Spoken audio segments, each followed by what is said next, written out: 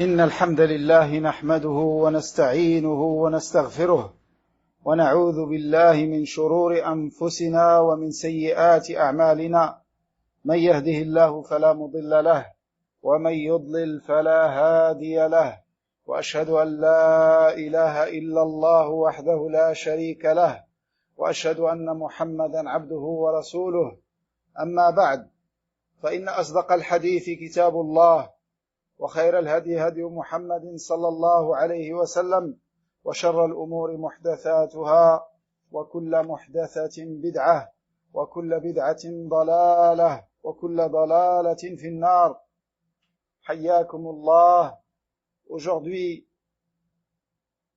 le vendredi 9 du mois Al-Muharram 1442 de l'Hégire, correspondant au 28 août 2020. Je suis très heureux de vous retrouver afin de poursuivre ensemble, bi'idhnillahi ta'ala, notre étude de l'Aqida al-Wasitiyya de Cheikh l'Islam Ibn Taymiyyah, qu'Allah lui fasse miséricorde, ainsi qu'à tous les savants de la Sunna.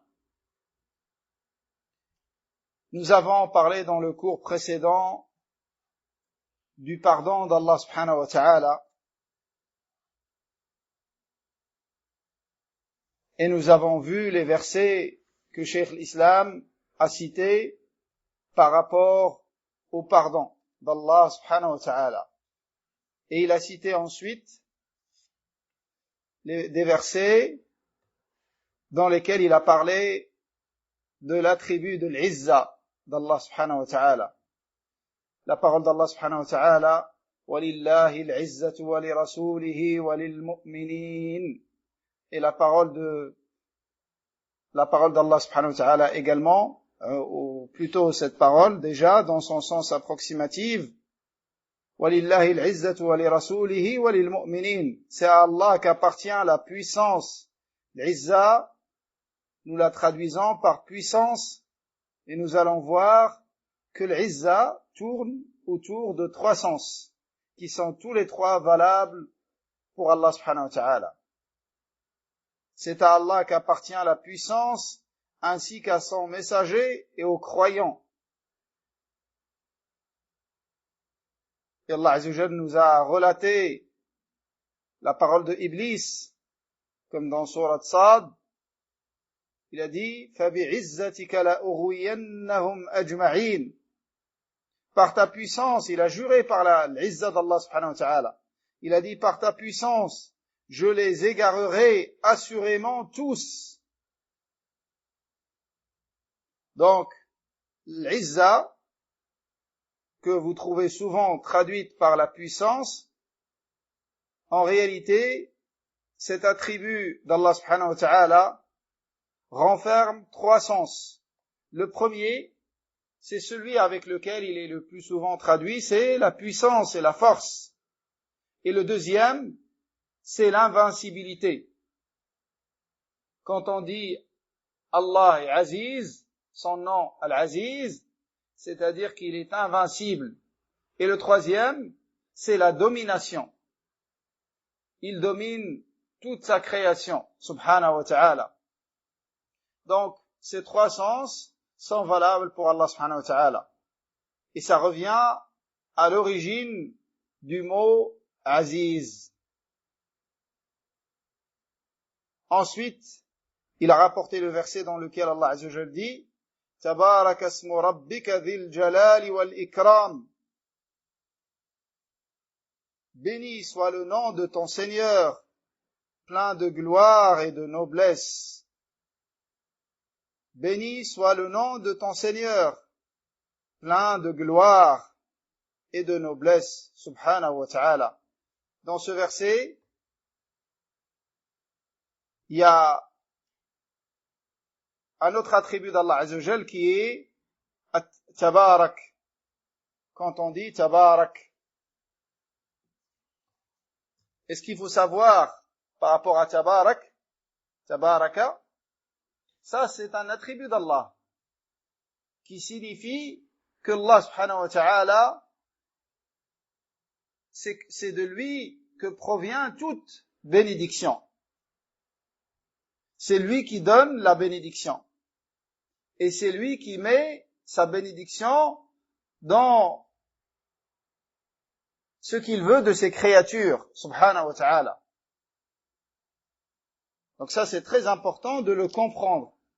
Quand tu dis comme on entend souvent l'awam dire, pour ne pas toucher quelqu'un par l'ayn, ils disent tabarakallah. En réalité, il n'a pas fait de dua. Il a fait une éloge à Allah subhanahu wa ta'ala. تبارك اسم ربك ذي الجلال والإكرام تبارك الذي بيده الملك وهو على كل شيء قدير. Cet attribut est cité dans plusieurs versets. Donc quand tu dis tabarakallah, t'as pas fait de dua, car Nabi alayhi salam a dit quand l'un d'entre vous voit de lui-même ou de son frère quelque chose qu'il aime, qu'il fasse dua avec le baraka. C'est-à-dire, il faut qu'il choisisse une formule d'invocation et non pas une formule de louange à Allah. Et ça, c'est une erreur de dire tabarakallah. Tabarakallah, c'est une éloge à Allah subhanahu wa ta'ala. Et c'est un attribut d'Allah qui signifie que toute baraka provient de lui subhanahu wa ta'ala. Toute bénédiction provient de lui. Et en parlant de la bénédiction, il faut savoir que la bénédiction dans les créatures, elle est de deux catégories. Bénédiction dans leur corps, bénédiction dans les corps, et bénédiction dans les actes. La bénédiction dans les corps, ça c'est valable uniquement pour les prophètes, alayhimus salatu wassalam. Et pour les choses qui nous sont rapportées qu'elles sont bénies, telles que la pierre noire, telles que l'eau de Zamzam. Mais sinon, les autres croyants, ils n'ont pas une baraka dans le corps. C'est-à-dire, tu peux pas le toucher en espérant avoir une baraka. Mais c'est une baraka dans les actes. Quand il prie, quand il enseigne la science, quand il demande la science, les actes légiférés, tous sont une cause de baraka. Mais le croyant n'a pas une baraka dans son corps. Et de là, on voit l'égarement des soufis qui cherchent le baraka dans leur shuyukh et qui espèrent une baraka tirée de leur shuyukh, de leur personne et de leur corps, mais pas une baraka de leur science. Le baraka de la science, na'am. Il est légiféré de la chercher chez un homme de science, en prenant sa science. C'est ça la baraka. Mais pas en touchant son corps, ou en faisant des choses que les compagnons faisaient avec le prophète alayhi salatu wassalam. Ça, c'est réservé pour le Nabi alayhi salatu wassalam et les autres prophètes. C'est pour ça, vous trouvez que les compagnons n'ont pas fait ces choses-là avec Abu Bakr as-Siddiq, qu'Allah l'agrée. Et n'ont pas fait ces choses-là qu'ils faisaient avec le prophète alayhi salatu wassalam, comme récupérer sa sueur et se parfumer avec, et d'autres choses, prendre ses cheveux, et des choses de ce genre, à travers lesquelles il cherchait la baraka dans le corps du prophète alayhi salatu wassalam, ou demander qu'il te donne son vêtement afin d'être enterré dedans. Tout ça, c'était légiféré pour le Nabi alayhi salatu wassalam, car sa baraka est physique. Mais par contre, les autres, les savants après lui, même les compagnons, même Abu Bakr radiyallahu anhu, dans la foi, Abu Bakr radiyallahu anhu, dans la foi, et si elle est posée sa foi à lui seul sur un plateau de la balance, comparée à la foi de toute la Ummah jusqu'à la fin des temps, y compris Omar ibn al-Khattab, y compris Uthman ibn Affan, y compris Ali ibn Abi Talib, qu'Allah les agrée tous, sa foi à lui seul est plus lourde dans la balance. Mais malgré ça, aucun compagnon n'a fait les mêmes choses qu'il faisait avec le Nabi alayhi salam, avec Abu Bakr, radiyallahu anhu. Et ils n'ont pas fait ça non plus avec Omar, radiyallahu anhu. Parce qu'ils savaient que ça c'est réservé aux prophètes, alayhimus salatu wassalam. Donc pour revenir au point de départ, si tu souhaites adopter ce adab et cette sunna, quand tu vois une chose qui te plaît en ta personne, car tu peux toucher ta propre personne avec l'ayn.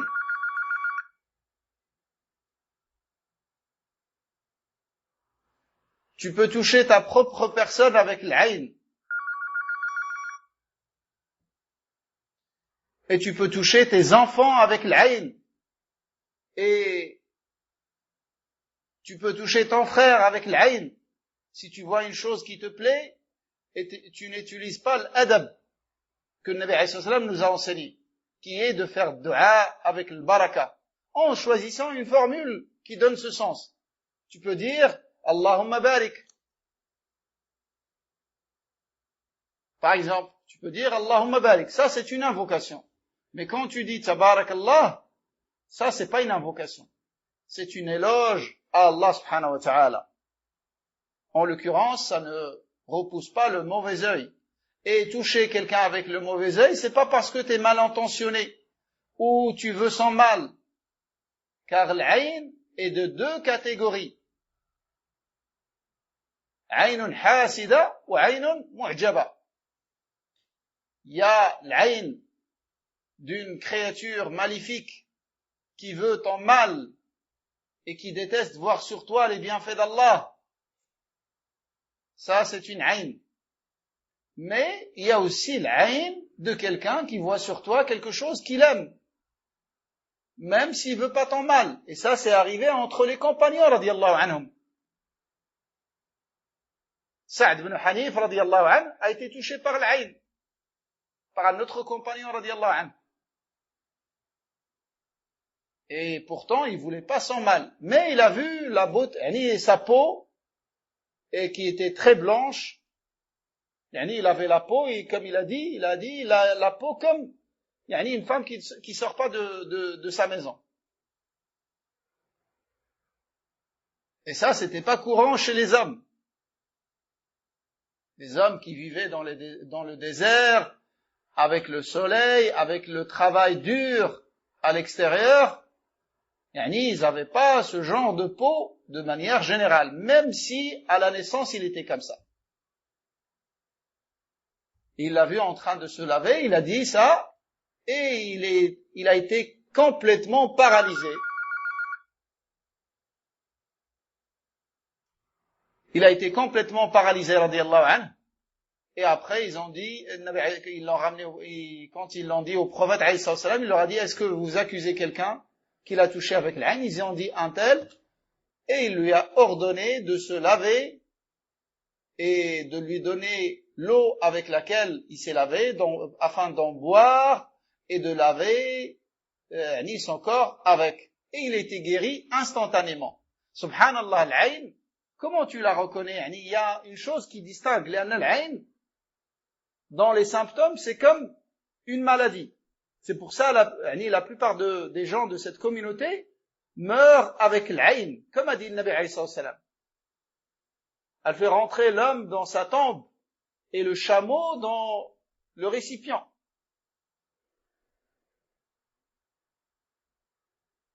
L'ayn est une vérité, mais il n'y a pas de ayn qui touche indépendamment du décret d'Allah. Ça fait partie du destin d'Allah.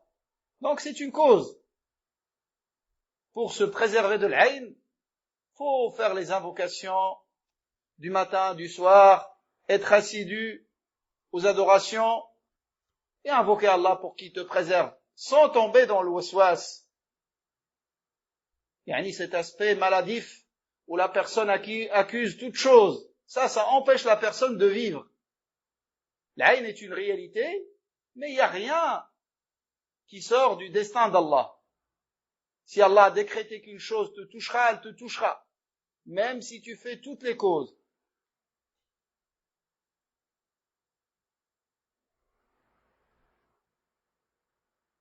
Mais le serviteur est tenu de ne pas montrer les choses qui peuvent lui attirer l'aïn des gens, surtout à notre époque, où la foi des gens est devenue encore plus faible, et peu de gens pratiquent cette sunna de faire dua, et beaucoup de jalousie, beaucoup d'enviosité.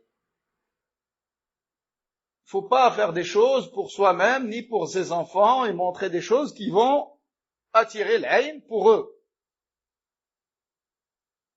Et l'aïn, comme je disais, c'est ce qui tue le plus dans cette communauté, comme le Nabi sallallahu alayhi wa sallam nous a informé.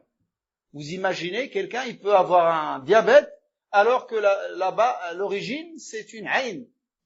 Il peut avoir un cancer, alors que l'origine est une aïn. Et ainsi de suite. Mais comment distinguer l'aïn? L'aïn, en général, quand les symptômes apparaissent, ils apparaissent d'une manière instantanée, contrairement à une maladie. Quand tu es touché par une maladie, il y a un début de maladie, début de fatigue, début de symptômes, et ça augmente au fur et à mesure jusqu'à atteindre le summum. Et après, si Allah il t'accorde la guérison, ça diminue et jusqu'à être guéri complètement. L'aïn, non. Ça arrive d'un coup, et quand Allah il t'accorde la guérison, ça disparaît d'un coup. Quelqu'un, il peut être complètement paralysé. Dès que les causes sont faites, il se lève comme s'il n'avait rien. Donc, je ferme cette parenthèse que j'ai ouverte par rapport à ça, en parlant de Tabarak. Et ensuite, Cheikh l'Islam a commencé par citer les attributs de la pureté d'Allah. La pureté de manière absolue. Et on a vu que un attribut de négation, est-ce que tu lui connais un égal? Est-ce que tu connais Allah un semblable? Un homologue? Donc, la négation, ces attributs de négation, renferment forcément l'affirmation de l'inverse de leur sens. Car la négation pure ne représente pas une éloge, ni une perfection. Au contraire, ça peut être une faiblesse. Comme j'ai dit hier, quand tu dis quelqu'un ne fait pas de mal, il peut ne pas faire de mal parce qu'il est faible, parce qu'il est impuissant. Donc la négation pure, ce n'est pas un éloge. Et ça ne consiste pas à une perfection. Mais quand est-ce que ça devient une perfection tout le temps? C'est quand ça renferme l'inverse. Tu dis il ne fait pas de mal parce qu'il est juste. Il ne commet pas d'injustice parce qu'il est juste. Il n'est pas pris par le sommeil et la somnolence parce qu'il a la vie parfaite et complète et éternelle. Et ainsi de suite. Donc, Cheikh l'Islam, rahimahullah, a cité plusieurs attributs d'Allah, des attributs de négation, comme la négation de l'enfant, et la négation de l'associé, et la négation de l'allié contre l'humiliation. Et les versets dans lesquels est mentionnée la pureté d'Allah subhanahu wa ta'ala. Donc tout ça, on en a parlé, et on va poursuivre. Là, on s'était arrêté hier, bi'idhnillahi ta'ala.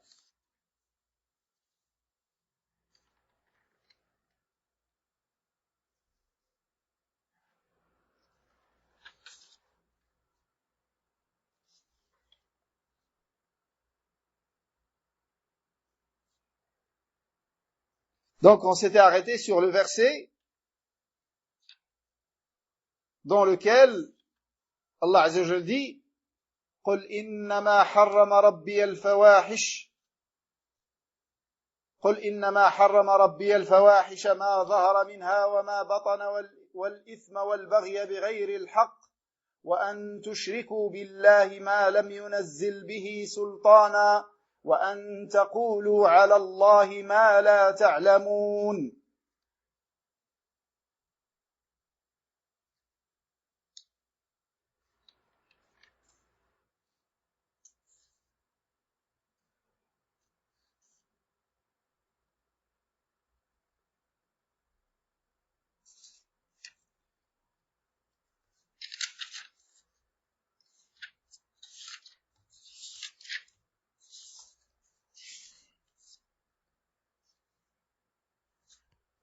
Donc par rapport à ce verset, les savants déjà, ce verset, ils disent, ce verset, il comporte les origines des interdits, sur lesquels toutes les législations qu'Allah a révélées ont interdit. Donc ces choses-là qui sont mentionnées dans ce verset, c'est des choses qui ont été interdites dans toutes les législations qu'Allah a révélées à ses prophètes.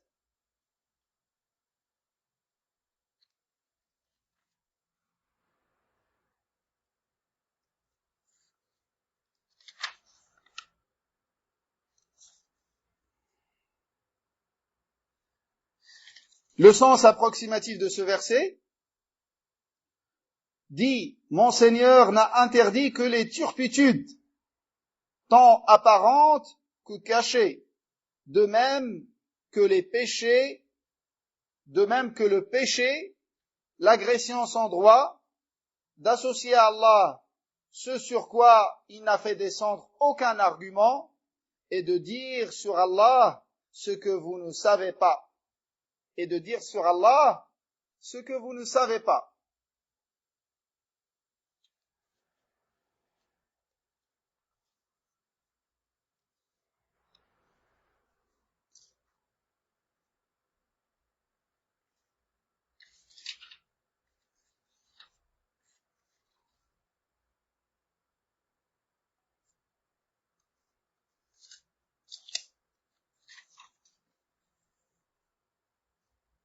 Et de dire sur Allah ce que vous ne savez pas, ou on peut dire parler d'Allah ou de sa religion sans science. Donc toutes les législations qu'Allah a révélées aux prophètes se sont accordées sur l'illicicité de ces 5 interdits qui sont mentionnés dans le verset.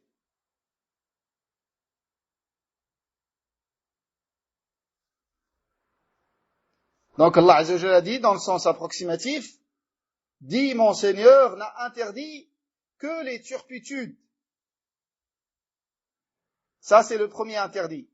Al-fawahish, les turpitudes. Ensuite il a dit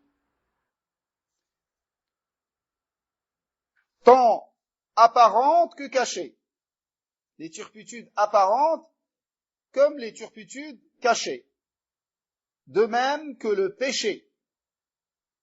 إنما حرم ربي الفواحش ما ظهر منها وما بطن والإثم, le péché, l'agression sans droit, والبغي بغير الحق, وأن تشركوا بالله ما لم ينزل به سلطانا, d'associer à Allah ce sur quoi il n'a fait descendre aucun argument, c'est-à-dire aucune preuve. Et cela ne signifie pas qu'il existe des preuves du bien fondé du shirk. Ceci est impossible. Mais dans ce verset, Allah décrit l'état, un état de fait. C'est qu'il n'y a pas de preuve sur ces formes d'associationnisme qu'il pratique, comme il ne peut y avoir de preuve sur aucune forme d'associationnisme, car Allah a interdit de lui donner un associé.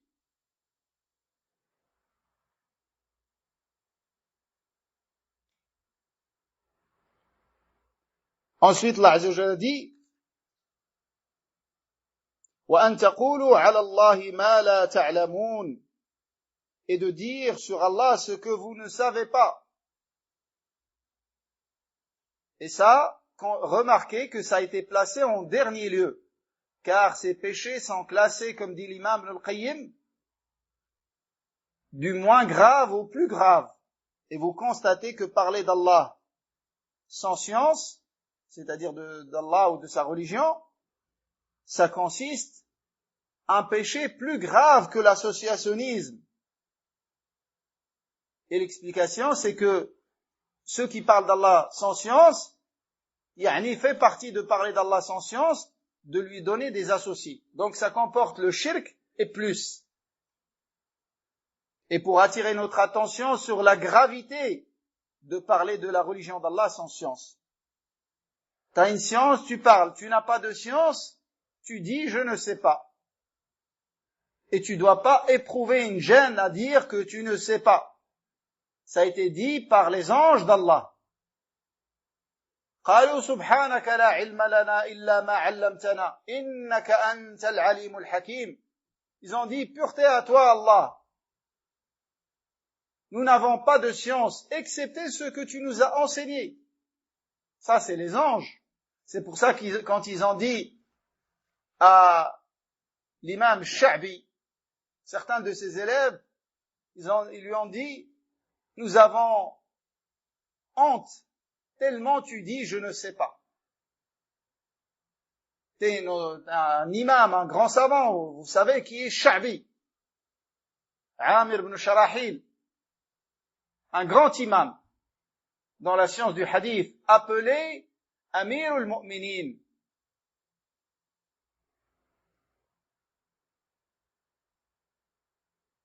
Le guide des croyants dans la science du hadith. Un grand imam. Quand il parlait de quelqu'un, il n'avait plus de poids dans la science du hadith quand il le critiquait. Rahimahullah. Et pourtant, il disait souvent, je ne sais pas. La adri. Il leur a dit, comment avoir honte d'une chose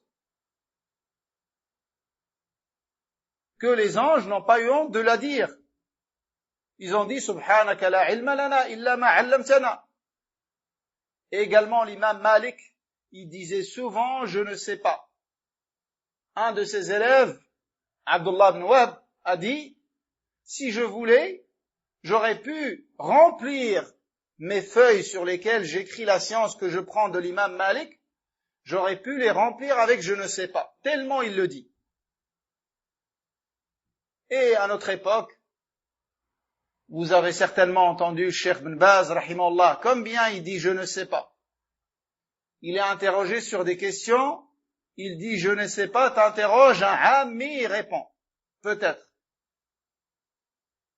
Mais ces savants, parce qu'ils ont la crainte d'Allah. Une grande crainte d'Allah qui fait que, au moindre doute, ils s'arrêtent. Ils ne s'avancent pas. Et également, des fois, il dit je ne sais pas, pour éduquer l'élève à dire je ne sais pas. Et si vous assistez à un cours de Cheikh Abdel Muhsin Abbad, qu'Allah le préserve, forcément vous allez entendre plusieurs fois je ne sais pas. Alors que c'est un grand savant, c'est un imam de notre époque, parmi les imams de notre époque. Qu'Allah le préserve ainsi que tous nos savants. Et j'ai assisté à une scène, ça me vient maintenant, je vais vous la citer, peut-être, Inch'Allah, il va y avoir une grande faïda. En tout cas, moi, personnellement, ça m'a été très très bénéfique. Un jour, j'étais chez Cheikh Rabi', qu'Allah le préserve, et un frère lui a posé la question, il lui a posé une question sur la salade. Ce frère est un pompier dans un pays islamique. Et des fois, il a le téléphone professionnel, des fois son téléphone sonne pendant qu'il est en salade. Pendant qu'il est en salade, son téléphone sonne. Et comme il a dit, en général, quand le téléphone professionnel sonne, c'est qu'il y a quelque chose qui nécessite une intervention. Ça peut être un incendie ou quelque chose comme ça. Quelque chose de grave. Il y a de fortes chances que ce soit ça. Et lui, il est en salat.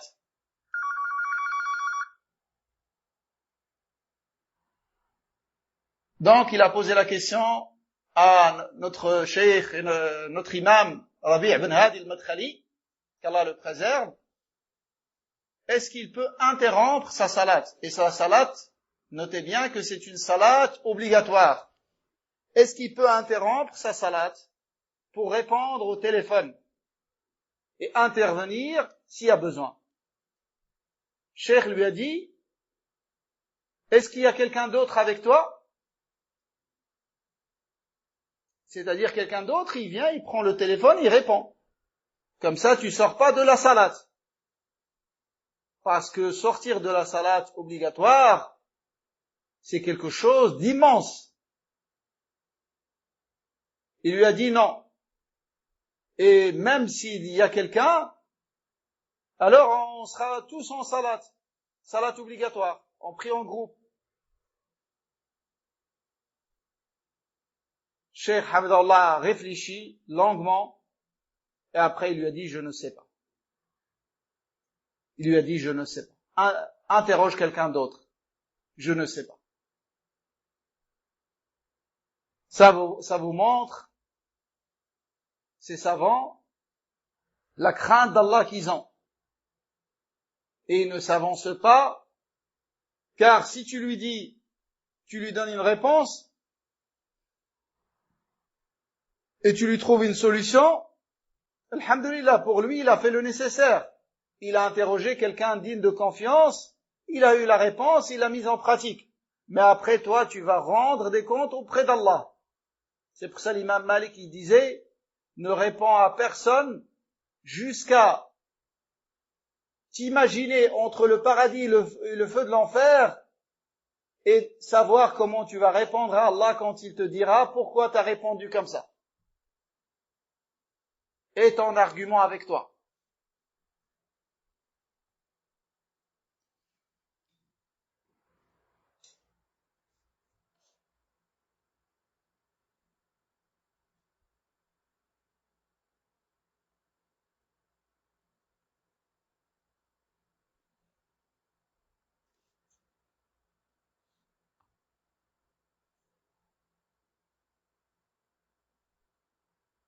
Donc ça c'est par rapport à dire d'Allah, de dire sur Allah ce que on ne sait pas. Ce qu'on ne sait pas. Et c'est quelque chose de très grave.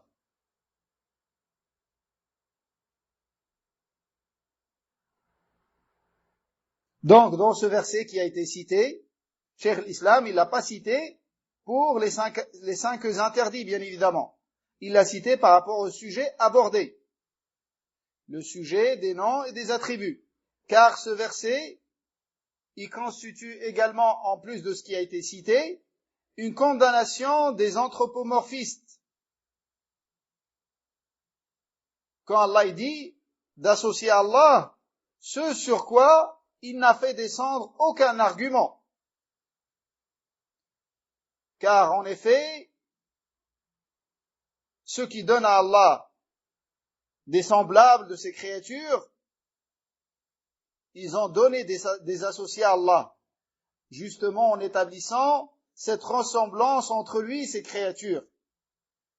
Et le verset également comporte une réfutation de l'Mu'attila, ceux qui renient les attributs d'Allah, ou leur sens. Quand Allah dit, et de dire sur Allah ce que vous ne savez pas.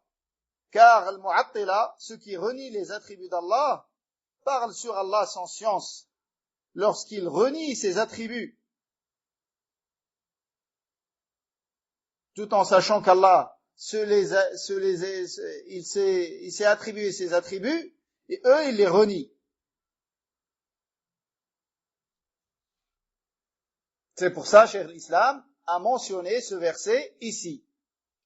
Ensuite, il a continué, rahimahullah, à citer les versets, et là, il va aborder un autre sujet, qui est le sujet de l'istiwa, un sujet très très important, car il y a eu beaucoup d'égarements, comme tous les autres attributs de l'action d'Allah, que réfute l'Asha'ira, et le Mu'tazila, bien évidemment, il réfute tout, et le Jahmiya, encore pire. Donc les degrés de l'égarement, les plus égarés, c'est le Jahmiya. Ensuite, le Mu'tazila, et ensuite l'Asha'ira. C'est des égarés également. Mais ils sont les plus proches de Al-Sunnah wal-Jama'a. Et ils sont appelés Al-Sunnah wal-Jama'a à tort.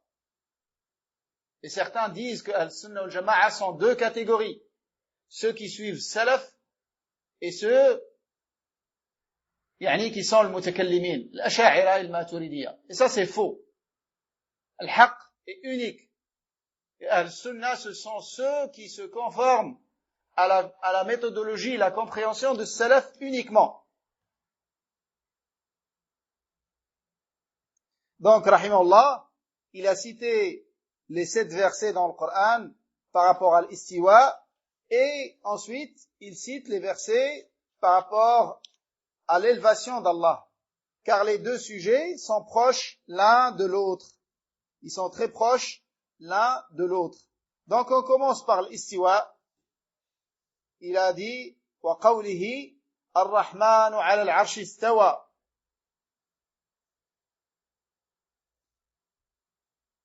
Dans 7 passages, dans 7 versets de Coran,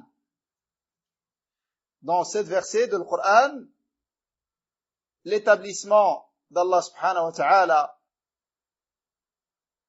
au-dessus de son trône est mentionné. Le premier, c'est dans Surat Al-A'raf, et le deuxième, c'est dans Surat Yunus, et le troisième, c'est dans Surat Al-Ra'd, et le troisième, c'est dans Surat Taha, et le quatrième, c'est dans Surat Taha, et le cinquième, c'est dans Surat Al-Furqan, et le sixième, c'est dans Surat Al-Sajda, et le septième et le dernier, c'est dans Surat Al-Hadid. Donc, le terme istiwa, istawa signifie s'est élevé en arabe. Istawa, ça veut dire il s'est élevé. Donc Allah s'est élevé au-dessus de son trône. Donc on peut dire au-dessus ou sur, il n'y a pas de problème. Quand on a bien compris les règles de Al-Sunnah wal-Jama'a, on n'a pas de problème à dire au-dessus ou sur.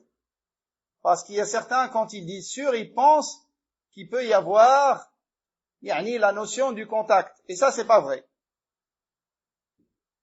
Ça, le comment, on rentre pas. Donc celui qui rentre, est-ce qu'il y a contact, pas contact? Il est rentré dans le comment. Donc quand on dit Allah Azza wa Jal istawa, istawa. On comprend ce que les Arabes comprennent. Et les Arabes, quand ils disent istawa, ils comprennent ala wartafa'. Il s'est élevé au-dessus de cette chose-là. Donc, l'istiwa, c'est lié au trône d'Allah.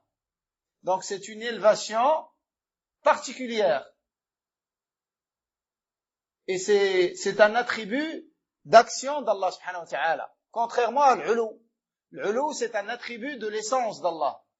Et l'ulu, c'est un attribut permanent avec lequel Allah est toujours décrit. Allah est toujours au-dessus de toutes ses créatures. Subhanahu wa ta'ala. Mais l'istiwa, c'est un attribut d'action. C'est-à-dire, il est lié à la volonté d'Allah. Allah s'établit quand il veut. Subhanahu wa ta'ala, au-dessus de son trône.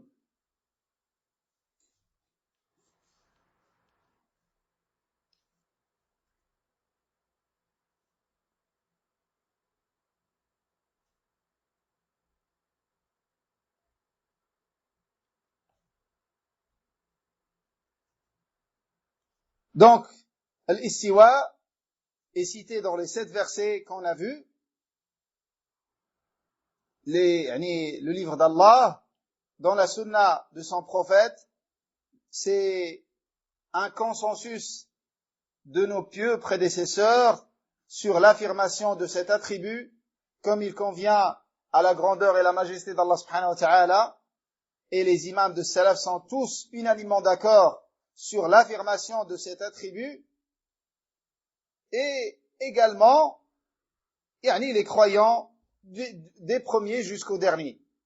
Tous, ils affirment à Allah ce qu'il a affirmé à lui-même, entre autres, al-istiwa. Et les arguments qui prouvent l'établissement d'Allah subhanahu wa ta'ala au-dessus de son trône et son élévation sont très très nombreux. Au point où l'imam Zahabi a cité dans son livre Al-Ulu, il a cité plus de 1000 dalils sur l'élévation d'Allah subhanahu wa ta'ala. Et l'élévation d'Allah subhanahu wa ta'ala, contrairement à l'istiwa, l'élévation est affirmée également avec la raison et la nature humaine saine. Et on va voir les détails de cela. Au point où Cheikh l'Islam Taymiyyah rahimahullah, en parlant des nombreux arguments sur l'élévation d'Allah subhanahu wa ta'ala, il dit qu'il y a tellement d'arguments et de dalils sur son élévation subhanahu wa ta'ala qu'on ne peut compter.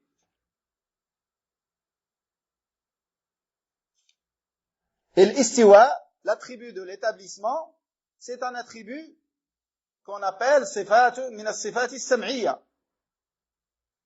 C'est-à-dire, on le connaît uniquement à travers les textes. On le connaît uniquement à travers le texte. Car la raison n'indique pas qu'Allah s'établit sur son trône.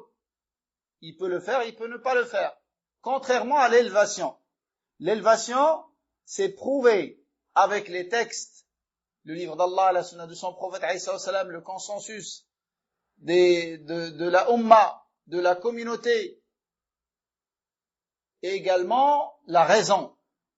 La raison indique l'élévation d'Allah et qu'Allah est forcément au-dessus de toutes ces créatures. Même la raison humaine saine, l'indique.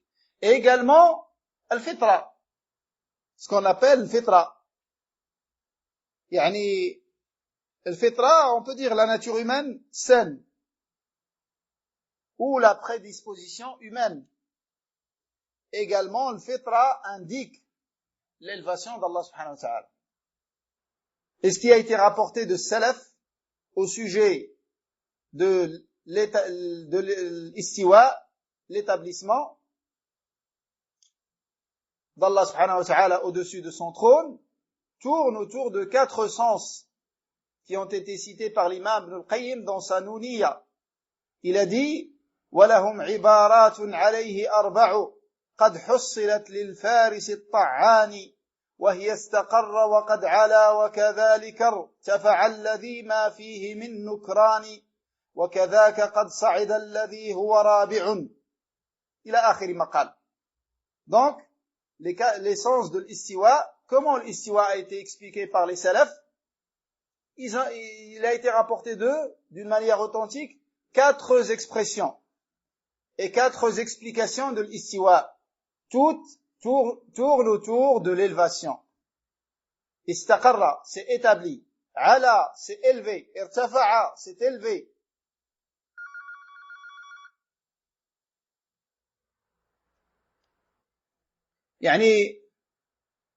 Tout ce qui a été rapporté de salaf, dans l'explication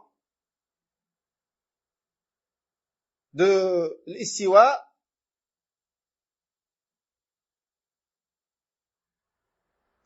tourne autour de ces sens-là.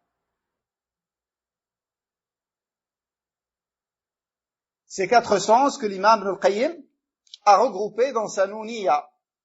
Et tous y tournent autour de l'élévation d'Allah subhanahu wa ta'ala et de son établissement au-dessus de son trône, comme il convient à sa majesté et sa grandeur subhanahu wa ta'ala.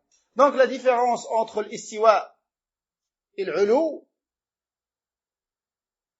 et ça nous aidera à encore mieux comprendre, c'est de comprendre quelle est la différence entre l'istiwa et l'ulu. Certains ont dit que l'istiwa c'est la même chose que l'ulu. L'établissement et l'élévation c'est la même chose. Mais al-muhaqqiqoun parmi les hommes de science tels que Cheikh l'Islam Taymiyyah et les savants avant lui, ils font la différence entre l'istiwa et l'ulu. Ils disent que l'ulu, comme je vous ai dit, c'est un attribut de l'essence qui est prouvé avec les textes et également avec la raison. La raison saine nous dit qu'Allah est au-dessus de ses créatures. Contrairement à l'istiwa, c'est un attribut d'action d'Allah subhanahu wa ta'ala. Et il n'est affirmé qu'avec les textes. Et quand on dit affirmé avec la raison, c'est pas un dalil indépendant. C'est un dalil de plus supplémentaire qui vient affirmer ce point de croyance, de aqida. Mais la raison dans ce domaine, ça ne représente dans aucun de ces points un argument indépendant. Ça, c'est uniquement chez le Mu'tazila. Chez Al-Sunnah wal Jama'a, la raison confirme dans certains points ce que les textes apportent. Et dans d'autres points, elle ne peut pas confirmer, mais elle adhère à ce qui est rapporté dans les textes, tel que l'istiwa, l'établissement. Parce que la raison ne nous dit pas qu'Allah s'établit. Allah, il peut s'établir et il peut ne pas s'établir au-dessus de son trône. Ça, c'est parmi les différences entre l'istiwa et l'ulu. Encore une différence, et elle est très importante celle-là, car elle te permet de comprendre mieux. C'est que l'élévation, c'est l'ulu, c'est un attribut permanent d'Allah subhanahu wa ta'ala. Contrairement à l'istiwa, c'est un attribut qu'Allah fait quand il veut. Donc l'istiwa, c'est une forme d'élévation particulière, spécifique au trône d'Allah. On dit pas Allah, istawa ala samawat. Allah s'est établi au-dessus des cieux et des terres et des mers. Et pour ceux pour qui l'istiwa et l'élévation et l'ulu, c'est la même chose, ça poserait problème. Parce que c'est rapporté dans aucun texte qu'Allah s'est établi au-dessus des cieux. S'est établi au-dessus des cieux, na'am, et des terres. Ce n'est rapporté dans aucun texte. C'est pour ça, l'istiwa, c'est une élévation particulière. Ça comporte une élévation. Mais c'est pas comme l'élévation absolue, au-dessus de toutes les créatures. L'istiwa, c'est une élévation spécifique au trône d'Allah subhanahu wa ta'ala. C'est pour ça, comme a dit Cheikh l'Islam, on ne dit pas Allah s'est établi au-dessus des cieux et des terres. On dit qu'il s'est établi au-dessus de son trône. Donc maintenant, pour réfuter ceux comme l'Asha'ira, ils disent, nous croyons en l'istiwa d'Allah Azza wa Jal. Mais quand tu leur dis, qu'est-ce que ça signifie l'istiwa? Ils disent, istawa, ça signifie istawla. Il a pris le pouvoir. C'est-à-dire, pour eux, nous, ce qu'on dit, c'est établi au-dessus du trône. Eux, ils disent, il a pris le pouvoir du trône. Et pour les réfuter, Cheikh Ibn Uthaymin, rahimahullah, a cité 3 points pour réfuter cet égarement évident. Le premier, c'est de dire que cette interprétation s'oppose au sens apparent des textes. Les Arabes ne comprennent pas istawla quand ils lisent istawa. Ça n'existe pas en arabe. Et c'est pas le sens de ce terme en arabe. C'est pour ça, on a vu précédemment que nous comprenons des attributs que les Arabes purs comprennent. Donc, istawa, en arabe, ça ne veut pas dire istawla. il a pris. C'est pas le sens apparent. Et c'est pas le sens premier. Le sens premier de istawa, c'est s'est élevé, subhanahu wa ta'ala. Donc ça, c'est le premier point. Le deuxième point, cette interprétation contredit la compréhension des pieux prédécesseurs. Salaf tous, aucun n'a compris cette compréhension. Et eux, ils étaient cherchés un chrétien, un poète chrétien, qui a expliqué istawa avec istawla. Regardez l'égarement, où est-ce qu'il peut arriver. Il réfute les ahadiths authentiques et les paroles authentiques. Ils vont chercher la parole d'un poète chrétien pour approuver leur égarement. Et ça, c'est le hawa. Les gens comme ça, c'est le hawa, c'est la passion. Lui, il croit déjà ça, mais il cherche les arguments. Contrairement à la méthodologie de Al-Sunnah wal-Jama'a, ils prennent les arguments, ensuite ils croient. Les égarés, ils croient, ensuite ils cherchent les arguments. Et ça, vous le trouvez pratiqué même dans les fitan, telles que cette fitna actuelle. Vous trouvez que des gens, après avoir pris position,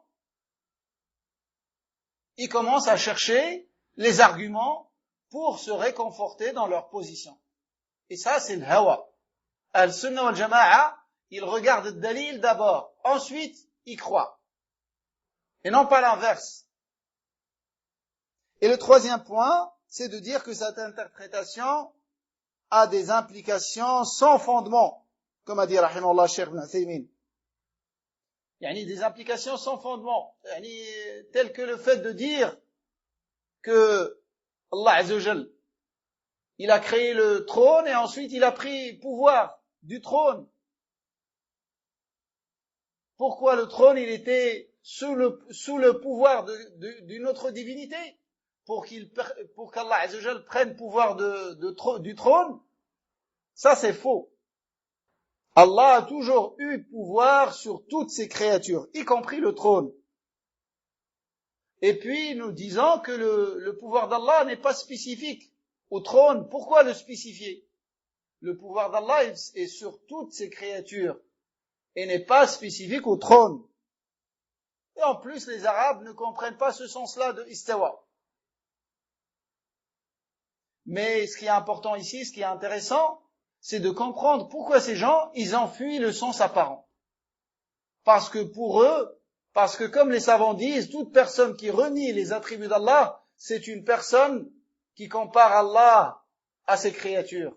Parce que eux, ils savent l'établissement de la créature, le roi quand il s'établit sur son trône. Ils savent ce que c'est. Et ils disent, Allah, il ne peut pas s'établir comme la créature. La créature, quand elle s'établit sur le trône, le roi parmi les rois de la terre, quand il s'établit sur son trône le porte, il a besoin de son trône, et ainsi de suite, les implications qui n'ont aucun fondement et qui ne traversent même pas l'esprit de celui qui s'attache à la méthodologie de Salaf. Mais eux, ils ont ces ambiguïtés. Et après, ils fuient. Ça, il faut le comprendre. Pourquoi ils ont fui le sens apparent, istawa? Parce qu'ils ont comparé Allah à ses créatures. Parce qu'ils ont fait des analogies entre Allah et ses créatures. C'est pour ça, tout mu'attil est un mumathil à la base. On a vu qu'il faut éviter ta'til et tamthil. Établir des analogies comme le reniement des attributs. Mais les deux, ils partent de la même base, qui est l'établissement d'analogies entre Allah et ses créatures. Le mu'attila, ils vont renier carrément l'attribut, et ceux qu'on appelle mu'awwila, mais en réalité le muharrifa, ils vont falsifier le sens. Donc l'arsh, istawa ala l'arsh, le trône d'Allah subhanahu wa ta'ala, ce qui est traduit par le trône, en arabe, ça signifie le siège particulier du roi sur lequel il prend place. Et religieusement parlant, on peut le définir en disant ce sur quoi Allah s'est élevé.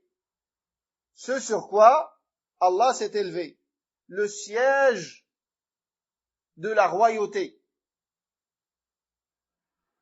Et le trône d'Allah, comme vous savez, est l'une des plus immenses créatures d'Allah subhanahu wa ta'ala. Ou même, c'est le plus immense de toutes les créatures d'Allah que nous connaissons. Comme ça dit Cheikh Ibn Uthaymin rahimahullah. Car les créatures qu'on connaît, la plus grande de toutes ces créatures, de manière absolue, c'est le trône d'Allah. Et ça, c'est rapporté dans des hadiths. Comme le hadith dans lequel Nabi alayhi salam, quand il a parlé des 7 cieux et des 7 terres, et il a dit que les 7 cieux et les 7 terres, et on commence par notre hadith dans lequel il y a plus de détails. Dans lequel c'est mentionné que entre le premier ciel et le deuxième ciel, il y a 500 ans de marche. Et que le premier ciel comparé au deuxième ciel, c'est comme un anneau que l'on aurait jeté dans un désert extrêmement vaste. Puis falat. Le deuxième ciel comparé au troisième, c'est le même ordre de grandeur. C'est un anneau jeté dans un désert extrêmement vaste. Et ainsi de suite. Donc, les 6 cieux comparés au 7e, c'est un anneau dans un désert extrêmement vaste. C'est insignifiant. Et les 7 cieux comparés au kursi, le piédestal, ou le pose-pied, le pose-pied, pas le piédestal, le pose-pied d'Allah subhanahu wa ta'ala, l'endroit où Allah pose son pied subhanahu wa ta'ala, ça s'appelle le kursi. Les 7 cieux comparés au kursi, c'est comme un anneau que l'on aurait jeté dans un désert extrêmement vaste. C'est insignifiant. Et au-dessus du kursi, il y a l'eau ou la mer. Et entre le kursi et la mer, c'est 500 ans de marche. Et après, au-dessus de l'eau, il y a le trône d'Allah. Wa kana 'arshuhu 'ala al-ma'. Son trône est au-dessus de l'eau. Cette mer qu'Allah a créée. Et le kursi, la mer et toutes les 7 cieux, les 7 terres, comparés au arsh d'Allah Azza wa Jal, c'est comme un anneau que l'on aurait jeté dans un désert extrêmement vaste, insignifiant. Et Allah subhanahu wa ta'ala est au-dessus de toutes ces créatures, est plus grand que toutes ces créatures subhanahu wa ta'ala. Et toutes ces créatures ont besoin de lui, et il se passe de toutes ces créatures subhanahu wa ta'ala. Donc ça c'est par rapport à Al-Kursi. On voit l'immensité de la création d'Allah subhanahu wa ta'ala. Nous allons reporter l'élévation au cours prochain de demain bi'idnillah. Comme je vous ai dit, les cours, c'est tous les jours jusqu'à une autre annonce. Donc demain, on parlera, Inch'Allah, de l'ulu, l'élévation d'Allah, et on continuera, et bientôt on aura fini la première partie dans laquelle Cheikh l'Islam Taymiyyah a rapporté les versets. La première partie dans laquelle Cheikh l'Islam a rapporté les versets sur les attributs d'Allah Azza wa Jal. Ensuite, il va rapporter des hadiths. Et il finira par citer d'autres points de l'aqida importants. Wallahu a'lam. Wa sallallahu wa sallam ala nabiyyina Muhammad. Wassalamu alaykum wa rahmatullahi wa barakatuh.